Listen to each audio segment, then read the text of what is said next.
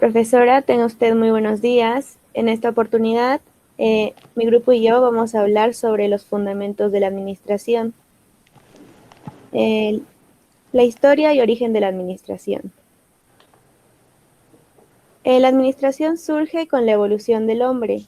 Esto debido a la necesidad de pensar, de organizar, de decidir y de ejecutar los planes para satisfacer sus necesidades. En la prehistoria, los primeros pobladores tuvieron que aprender a coordinarse y a conjuntar sus esfuerzos para lograr sus objetivos.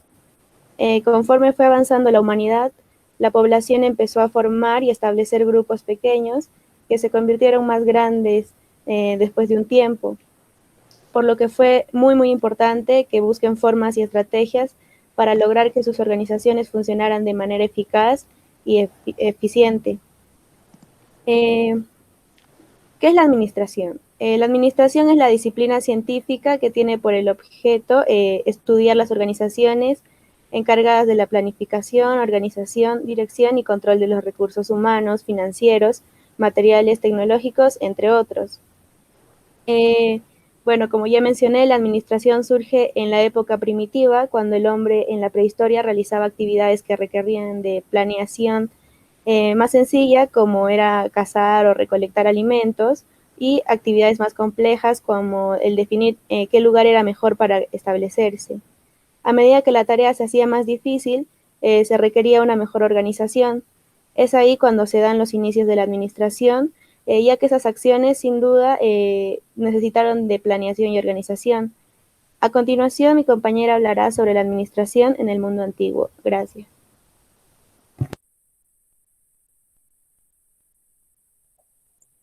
Continuando con la exposición, yo les voy a explicar la administración en el antiguo mundo.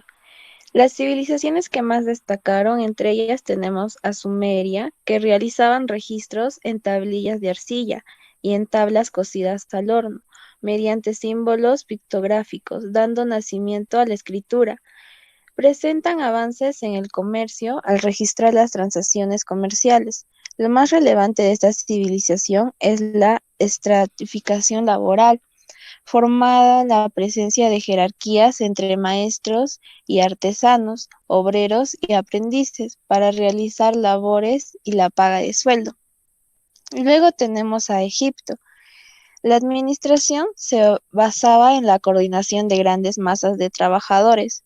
Para cumplir un objetivo fijo, se presentan los primeros dirigentes, que serían los faraones, con amplia capacidad de planear, organizar y controlar estas masas en la construcción de pirámides y monumentos, en el manejo de impuestos a sus habitantes, en muestra de una buena administración con una fuerte coordinación sustentando su alto grado de prosperidad económica. Luego está Babilonia, que se considera una administración firme y basada en la política, ya que la ley y la justicia se vuelven preceptos importantes para los babilónicos. Sus grandes centros administrativos eran los tribunales, con 4 jueces que hacían cumplir la ley severamente, con el código de Hammurabi, que es la colección de leyes, que proporcionó un panorama de la estructura social y de la organización económica que tuvo la civilización. Luego están los hebreos, que presencian un líder y un administrador. Luego China, que demuestran la planificación, la organización, la dirección y control. Es la presencia de metodologías y sistemas y modelos para una eficiente administración. Luego Grecia, con grandes aportaciones a la administración a través de filósofos de la época, como es Sócrates, quien separó la experiencia del conocimiento técnico. Luego está Platón, que da origen a la especialización de acuerdo a las actitudes del ser humano, entre otros. Por último, tenemos a Roma, que es la clasificación de las empresas en públicas, que eran actividades del Estado, y semipúblicas, que pertenecientes a sindicatos, y privadas, que eran manejadas por civiles. Gracias, ahora le doy pase a mi compañera.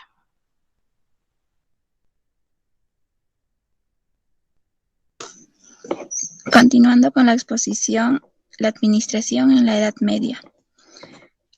El feudalismo, caracterizado por un régimen de servidumbre, la administración del señor feudal estaba basado en ejercer un control sobre la producción del siervo, aparición de gremios que regulaban los salarios, condiciones de trabajo y honorarios, dando origen a los sindicatos actuales.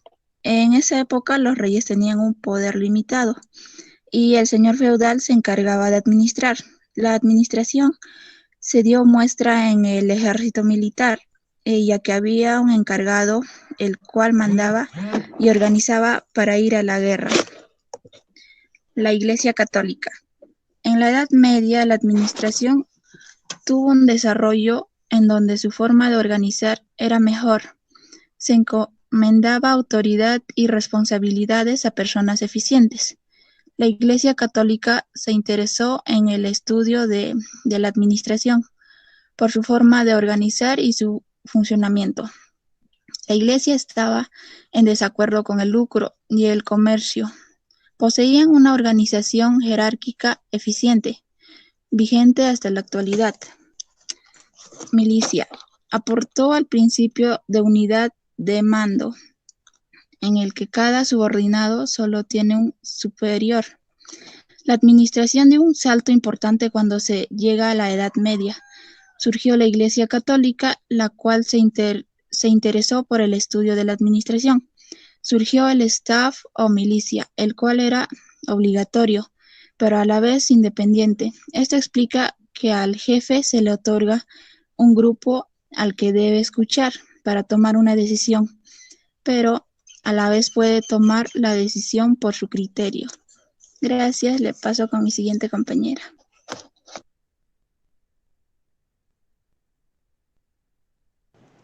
Seguidamente tenemos la administración en la edad contemporánea. Aquí, en esta época, la administración se consolida como una ciencia, fundamentada por distintos personajes, como Adam Smith, quien da inicio a la economía clásica o bien conocido como capitalismo. Anunció el principio de la división del trabajo como fundamental para la especialización y aumento de la producción y la eficacia. Luego tenemos los enfoques de la administración. Uno que es el enfoque clásico. La teoría clásica surgió en Francia en 1906 a manos de Henry Fayet. Si la administración científica se caracterizaba por hacer énfasis en las tareas que realizaba el obrero, la teoría clásica se distinguía por el énfasis en la estructura que debe tener una organización para lograr la eficacia. Luego tenemos lo que es el enfoque humanístico. Elton Mayo es considerado fundador del enfoque humanístico, con los conceptos de John Dewey y Kurt Lewin, que contribuyeron a su concepción. Con la llegada del enfoque humanístico, la teoría de la administración sufre una verdadera revolución. Se pasa de enfatizar de la tarea y la estructura organizacional a enfatizar a las personas que trabajan a que participen en las organizaciones. Luego tenemos el enfoque neoclásico. La teoría neoclásica de la administración se encargó a determinar conceptos básicos y principios fundamentales de la organización. La escuela neoclásica no buscó contraponerse a los enfoques anteriores, sino a continuar la investigación en estos y así perfeccionándolo mediante la búsqueda de técnicas complementarias. Luego tenemos el enfoque estructuralista. Al final de la década de 1950, la teoría de las relaciones humanas entró en decadencia. La teoría estructuralista significa un desdoblamiento de la teoría de la burocracia y una ligera aproximación a la teoría de las relaciones humanas.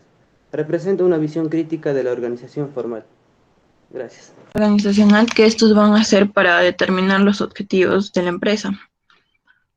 Un buen líder, un buen administrador debe saber explicar y saber explicar más que nada el comportamiento de algunos trabajadores, si es que estos caen en algunos comportamientos y por qué otros no. Debe saber explicar por qué pasa esto y también un buen líder debe saber precedir de qué manera responderán los trabajadores a a las diversas acciones, decisiones y circunstancias que va a tomar un líder. Un gerente en este punto ya debe tener una visión de las circunstancias y cómo este va a ser, va a poder cambiarlas para bien y para el bien de los demás. También debe de saber influir de qué manera se conduce a los trabajadores, ya que esta debe ser la más adecuada, y cómo debe saber influir en ellos, en la forma de trabajar constantemente, y, y cómo el gerente, el líder, debe tener ya en este punto los objetivos claros de su empresa. Bueno, en la teoría del comportamiento organizacional, ah, pues en el transcurrir del tiempo se puede decir que el hombre tiene dotadas necesidades y complejas. Cada uno es diferente y cada uno tiene necesidades diferentes. Y bueno, según la jerarquía de Abraham Maslow,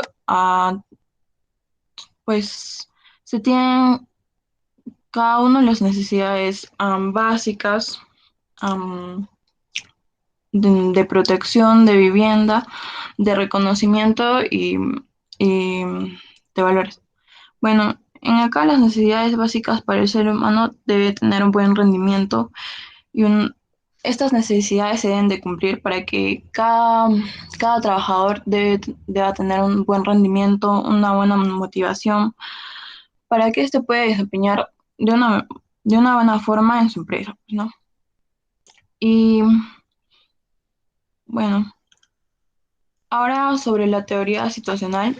En acá se basa más que nada en el estudio cómo se relacionan el comportamiento y las circunstancias de cada trabajador. Y estos son siempre para obtener un buen rendimiento en el clima organizacional, ya que un buen líder debe escoger las pautas de liderazgo más adecuadas para cada situación, ya que el liderazgo, según cada autor, es un fenómeno de la teoría situacional, que se basa más que nada en tres aspectos: las fuerzas del líder, las fuerzas del subordinado y las fuerzas de la situación. En las fuerzas del líder, más que nada acá son los valores y la confianza que un buen líder tiene a sus trabajadores. Su inclinación más que nada en cómo este va a dirigir, su voluntad de delegar, la tolerancia a la incertidumbre, a las circunstancias que van a pasar, y la facilidad que este tiene para comunicarse a los demás. En las fuerzas del subordinado, en acá es más que nada autónomo, ya que el trabajador debe saber asumir las responsabilidades, debe tener tolerancia a la incertidumbre también, la comprensión a los problemas, las competencias, los conocimientos, y también debe tener el deseo de participar en la toma de las decisiones. En las fuerzas de la situación, estas ya son las condiciones que se van a presentar, y en acá se van a ejercer más que nada la fuerza del líder, como como las características, como cada característica de la organización, según su estructura y la cultura, más que nada en el ambiente de trabajo y el clima. Bueno, para esto, para saber que un administrador es un buen líder, se tiene tres variables para medir el estilo de liderazgo. Se tiene lo que es las relaciones entre el líder y los miembros. Estos se van a basar en buenas o malas, y esto va a ser en cómo el líder se comunica con los trabajadores. También se tiene lo que es la estructura de la tarea, o sea, la medida en que los trabajadores van a poder comprender los objetivos y las tareas que ya se tienen fijas. También también se tiene la posición del líder y cómo éste se va a desenvolver en autoridad del líder para recompensar a cada trabajador. Y bueno, en conclusión, A todo esto se puede apreciar que la administración es una ciencia que surgió desde la prehistoria y que hasta la fecha sigue presente. Igualmente, la aparición de las teorías, los enfoques y las herramientas han facilitado el manejo de los principios de la administración. Y es por eso que la aplicación de la administración en las empresas es fundamental para obtener eficientes resultados como la empresa. Bueno, queda finalizada la participación de mi grupo. Espero que haya sido de su agrado.